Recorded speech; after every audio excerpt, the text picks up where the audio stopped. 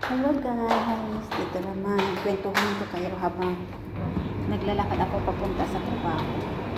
Okay.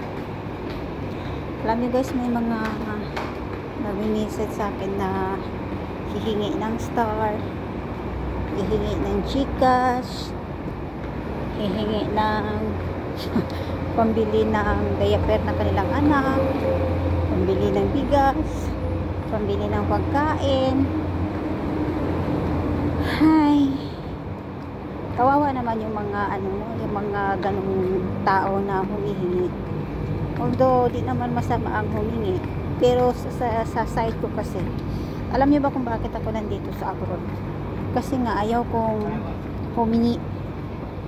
Ayaw kong mamalimos doon sa kahit sino.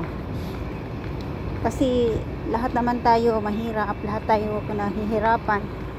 So ano ba yung pwede mong gawin para hindi ka mahirapan, di ba? Kaya mas gustuhin ko magstay dito kaysa naman hingi ako doon sa ibang mga tao para doon sa pangangailangan ng mga anak ko, pamilya ko, or mga personal naming pangangailangan. So hindi tayo pwede umasa sa iba na pahingi-hingi na lang. So kailangan natin magtrabaho. Hindi tayo pwede na hingi na lang, ano.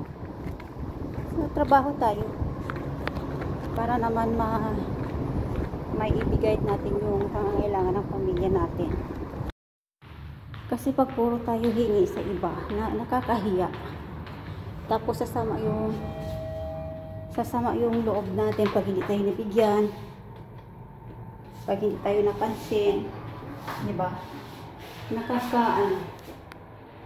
Ayun, pasok tayo sa trabaho.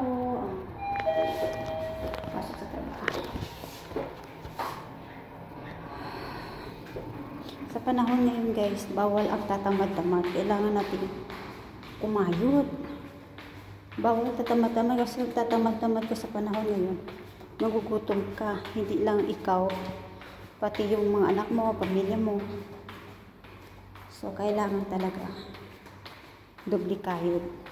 Hirap man sa buhay, walang mahirap. Hindi ka mahihirapan kung magsikap ka. Pero kung uupo ka lang, tutunganga, aasa sa iba, talagang magugutom ka. Kasi di naman lahat ng tao pwede kang bibigyan. Konsentihon yung batugal mo, di ba? So, kailangan natin galaw-galaw.